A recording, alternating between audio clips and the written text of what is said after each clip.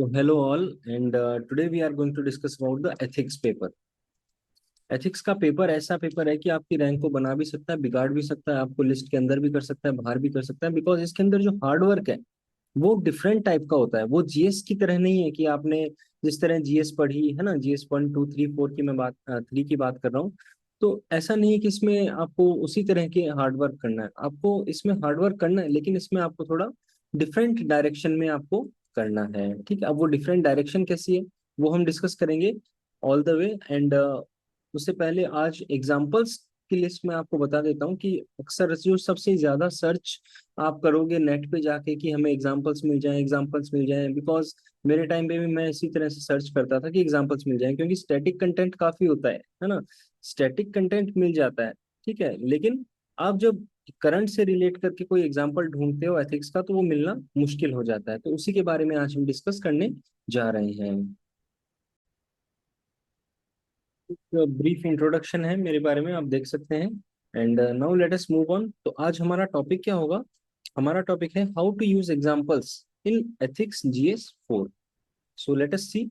एक मैंने टेबल बनाई हुई है ना, जबकि जब मैं एग्जाम दे रहा था, अटेम्प्ट कर रहा था, उस समय की टेबल है वो। तो उस टेबल से आपको क्या सीखना है, पहले यही मैं आपको क्लियर कर देता हूँ कि आपको वहां से डायरेक्ट एग्जांपल उठाने नहीं है कि हाँ सर ने एग्जांपल दे दी तो एग्जांपल उठा के यही लिखाएंगे। आप चाहो तो एग्जांपल्स ले सकते हो, बट मैं ये चाहता हूँ कि आप मैं आपको सिर्फ डायरेक्ट मछली पकड़ के लाके ना दे दूं। आप मछली पकड़ना सीखो, जो एक पुरानी प्रोवर्ब है उसके अकॉर्डिंग, कि भाई आप एग्जाम्पल्स को कैच करना सीखो, कि आपको फॉर्मेट पता होना चाहिए कि आप एग्जाम्पल्स कैसे लिखोगे एथिक्स जीएस 4 में। तो first let us see the table which I had made and हम उससे क्या क्या सीख सकते हैं। Here is the table and ये डेट देख के आपको कुछ याद आ रहा होगा वैसे। ठीक है, तो नाउ थीम्स। पहले आपको एक कॉलम बना लेना है कि हम किस एग्जाम्पल को किस थीम में यूज करेंगे। बिकॉज थीम्स बहुत सारी होंगी एसेज में, और जैसे जैसे आप करोगे अपना एथिक्स का सिलेबस पूरा, वैसे वैसे आपको थीम्स पता चलती जाएंगी। और उन थीम्स की लिस्ट बना लो आप, जैसे विसल ब्लोइंग की, है ना, करेज, कन्विक्शन, फॉर्टिट्यूड, कंपैशन, वुमेन एम्पावरमेंट, है ना। ये सब, इन सब का आप क्या कर सकते हो, लिस्ट बना सकते हो पहले थीम्स की। फिर उसके बाद आप एग्जाम्पल्स लिख सकते हो, जैसे सत्येंद्र दुबे जी, है ना, डॉक्टर अनुराग गुप्ता, दुर्गा शक्ति नागपाल, ये सभी क्या हैं, ये सभी इन इन थीम्स के खासकर एग्जाम्पल्स हैं। बिकॉज आप एक ही एग्जाम्पल तो हर जगह नहीं यूज कर सकते। तो आप जैसे जैसे आपको थीम्स मिलती जाती हैं, जैसे सपोज करो आपने देखा कि कहीं पे एग्जाम्पल आ रहा है कंपैशन का, है ना। और इसमें देखो, एक और बात है कि आप इसको इंडियन सोसाइटी जीएस 1 में भी यूज कर सकते हो, और कंपैशन के एग्जांपल में भी यूज कर सकते हो। S Shankaran, retired IAS officer, he has done a very good work for SC ST. तो इस तरह से आप क्या कर सकते हो कि आप अलग अलग थीम्स के बेसिस पे, अब आप पूछोगे कि सर ये एग्जांपल्स मिलेंगे कहाँ? ये आप गूगल पे या यूट्यूब पे जहां भी आप देखोगे आपको इतने सारे एग्जांपल्स मिल जाएंगे। बस जरूरत ये होती है कि आप एक स्मॉल लिस्ट में उसको कन्वर्ट करो और उसको रेगुलरली रिवाइज करो। बिकॉज ये आप मैं आपको ये बता देता हूँ कि ये लास्ट तक आप इसको याद करते रहोगे, बट आपको इनके सभी के नाम याद करने में बड़ी मुश्किल आएगी, क्योंकि ये आप लिंक करोगे कि भाई इंटीग्रिटी से हम किसको लिंक कर रहे हैं, एनवायरनमेंट से हम किसको लिंक कर रहे हैं। तो इस तरह से आपको क्या करना है, इनको इस सब्जेक्ट के साथ, थीम के साथ आपको मैच करते हुए याद करना है कि कौन सा एग्जाम्पल है मुझे। और ये आपके जब एथिक्स का एग्जाम आए तो उस एग्जाम से पहले आपको ये रटा जाने चाहिए सारे। तो इससे क्या होगा, आपका आंसर बहुत ही अच्छा बनेगा, बहुत अच्छा आपका आंसर बनेगा। और ये ना सिर्फ एथिक्स बल्कि ऐसे में भी बहुत ज्यादा यूजफुल रहते हैं।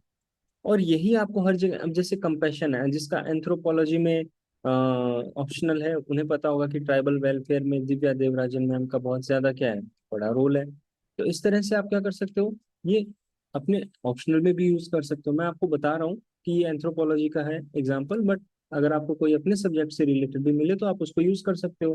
फिर प्लास्टिक रिसाइकलिंग, आप इसको जीएस 3 में भी यूज कर सकते हो, एनवायरनमेंट में।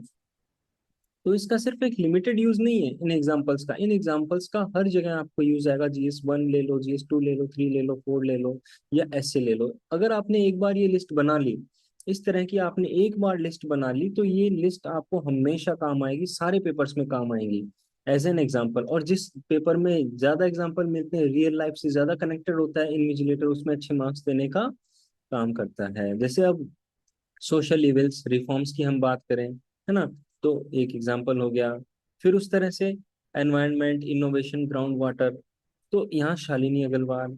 ठीक है, तो ये इस तरह से आप क्या कर सकते हो, आप एग्जाम्पल्स बना सकते हो। आप इन्हें अच्छे से देख लीजिए। अब आप पूछोगे कि सर और कोई वेबसाइट, तो वेबसाइट है द बेटर इंडिया करके, जहाँ से मैंने ये एग्जाम्पल्स लिए थे उस टाइम, द बेटर इंडिया। आप भी वहां से अच्छे अच्छे एग्जाम्पल्स निकाल सकते हो, क्योंकि वहां पूरी केस स्टडी है, और आप उस केस स्टडी को जब तक पढ़ोगे तब तब आपको वो रिलेट कर पाओगे। वरना आप थोड़े अगर डायरेक्ट ऐसे याद करोगे कि हेल्थ में हाँ शशांक का आला, ऐसे आप याद करोगे खाली, तो डायरेक्टली आपको याद नहीं होगा। लेकिन अगर आप उस केस स्टडी को देखोगे, वहाँ कुछ अच्छे अच्छे पिक्चर्स भी दिए हुए हैं, उन पिक्चर्स को आप देखोगे, तब आपको लगेगा कि हाँ ये क्या है कि हमें याद हो रहा है। ठीक है, तो क्योंकि आप जब ऑडियो और विजुअल देखोगे, जैसे अगर आप यूट्यूब पे देखते हो तो आपको फटाफट याद हो जाती है चीज, उसी तरह आप इसकी फोटोज देखोगे तो आपको और भी ज्यादा क्या होगा, अच्छे से याद होगा। एनवायरनमेंट का हमने देख लिया, तो अगर अलग अलग एग्जांपल, जैसे कोविड में राजेंद्र भट्ट जी, जो भीलवाड़ा मॉडल कोविड कोविड का बहुत ही पॉपुलर हुआ था, उन्होंने प्रॉम्प्ट एक्शन लिया, स्ट्रेटेजाइजिंग की। तो जब केस स्टडीज आती है आपकी, केस स्टडीज जो होती है आपकी एथिक्स की, उसमें क्या होता है, ये बहुत ज्यादा काम आएगा कि हाँ हम उनका एग्जाम्पल लेके इस तरह से कर सकते हैं, है ना। और जब भी आप पॉइंट्स लिखोगे, पॉइंट्स के नीचे इस तरह के आपके एग्जांपल्स आ जाएंगे, जैसे सिटीजन्स की केयर करना, है ना, कंपैशन के साथ, तो रेणु राज मैम। ठीक है, तो इस तरह से आप कर सकते हैं। So thank you all. And अगर किसी और भी चीज़ की आपको हेल्प हो, तो आप हेल्प चाहिए हो तो आप कमेंट में, कमेंट बॉक्स में कमेंट करके पूछ सकते हैं।